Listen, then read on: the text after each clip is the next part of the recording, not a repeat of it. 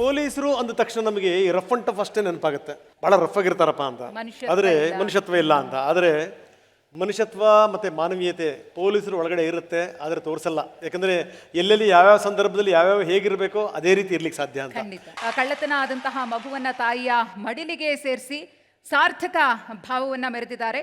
ಈ ಸಾಧಕರನ್ನ ಸನ್ಮಾನಿಸೋದಕ್ಕೆ ವೇದಿಕೆ ಮೇಲೆ ಸಚಿವ ಕೃಷ್ಣ ಭೈರೇಗೌಡರು, ಹಾಗೆಯೇ ವಿಕ್ರಮ್ ಅವರು, ಸ್ಯಾಂಡಲ್ವುಡ್ನ ನಟ ಡಾಲಿ ಧನಂಜಯ್ ಅವರು, chairman Nayana Kumar's multi speciality hospital Mysuru KB Kumar ಅವರು ವೇದಿಕೆ ಮೇಲೆ ಬರಬೇಕಾಗಿ ವಿನಂತಿ.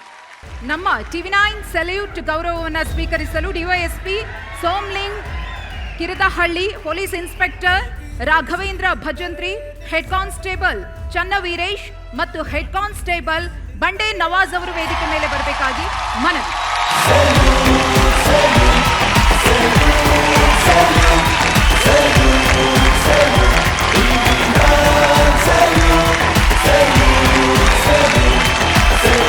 ಇವತ್ತಿನ ಕಾರ್ಯಕ್ರಮದ ಮತ್ತೊಂದು ಆಕರ್ಷಣೆ ಅಂತಂದ್ರೆ ಅದು ಡಾಲಿ ಧನಂಜಯ್ ಶೂಟಿಂಗ್ ಅನ್ನು ಬಿಟ್ಟು ಬಂದಿದ್ದಾರೆ ಪೊಲೀಸ್ ಇಲಾಖೆಯ ಮೇಲಿನ ಅಭಿಮಾನಕ್ಕೆ.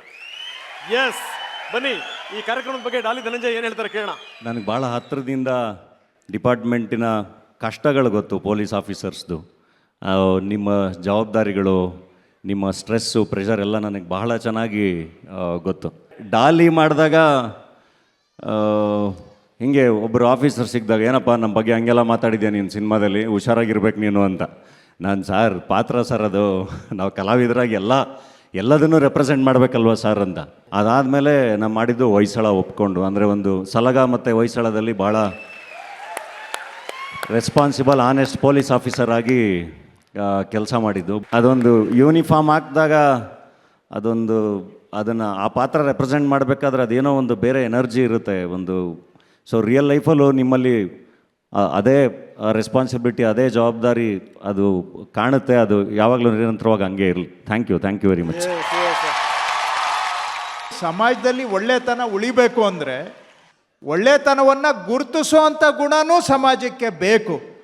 ಅಂಥ ಕೆಲಸವನ್ನು ಇವತ್ತು TV9ನವರು ನಿರಂತರವಾಗಿ ಮಾಡ್ತಾ ಬಂದಿದ್ದಾರೆ. ಅದಕ್ಕಾಗಿ ಮತ್ತೊಮ್ಮೆ ಅವರಿಗೆ ಅಭಿನಂದನೆಗಳು. ಪೊಲೀಸ್ ಇಲಾಖೆ ಬಗ್ಗೆ ಭಾಳ ಚರ್ಚೆಗಳಾಗ್ತವೆ. ಅಂಥ ಒಳ್ಳೆ ಪೊಲೀಸವ್ರನ್ನ ಗುರುತಿಸಿ ಇವತ್ತು ಆ ಒಳ್ಳೆ ಕೆಲಸ ಮಾಡಿದಂಥ ಪೊಲೀಸ್ ಅಧಿಕಾರಿಗಳು ಇವತ್ತು ತಾವೇನು ಇಲ್ಲಿ ಕೂತಿದ್ದೀರಾ, ಇದು ನಿಮ್ಮ ಇಲಾಖೆಗೆ ಗೌರವ ತರುವಂಥ ಕೆಲಸವನ್ನು ತಾವು ಮಾಡಿದ್ದೀರಾ. ತಮಗೆ ಅಭಿನಂದನೆಗಳು. ಯಾಕಂದರೆ ಬಾಯಿ ಮಾತಿನಿಂದ ಇಲಾಖೆಗೆ ಒಳ್ಳೆ ಹೆಸರು ಬರೋದಿಲ್ಲ. ಯಾರು ಒಳ್ಳೆ ಕೆಲಸ ಮಾಡಿರ್ತಾರೆ ಅಧಿಕಾರಿಗಳು, ಅವರಿಂದ ಇಲಾಖೆಯ ಗೌರವ ಹೆಚ್ಚುತ್ತೆ. ನಿಮ್ಮ ಸೇವೆಗೆ ನನ್ನ ಅಭಿನಂದನೆಗಳು.